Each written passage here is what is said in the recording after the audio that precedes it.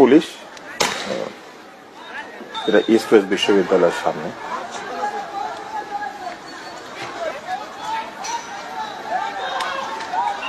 এই দেখেন এরা, এই যে হেলমেট পরা এরা কারা? পুলিশের সামনে আছে, দেখেন লুঙ্গি পরে। কিন্তু এই যে পুলিশ দাঁড়িয়ে আছে, লুঙ্গি পরাদের ধরে না কেন? হ্যাঁ, আপনি দেখতে পাচ্ছেন পুলিশ দাঁড়িয়ে লুঙ্গি পরাদের ধরে না কেন? ধরলে তো আবার বলা হবে আন্দোলনকারীদের। আপনি কিন্তু এই মাত্র বলেছেন যে এই লুঙ্গি পরারা হচ্ছে বিএনপি জামাত শিবির, তো এই লুঙ্গি পরাদেরকে ধরবে না? হ্যাঁ, অবশ্যই। তারা যারা সন্ত্রাসী এই দেশ। এখন দেখেন এই যে দেখেন ওই যে মাঝখানে একজন লাঠি হাতে, পুলিশের ঠিক মাঝখানে, তাকে পুলিশ ধরতে পারবে না? দেখেন কালো কাপড় পরে তারা, কিন্তু আপনি নিচে দেখেন লাঠি সোটা নিয়ে, দেশীয় অস্ত্র নিয়ে তারা কিন্তু হামলা করছে।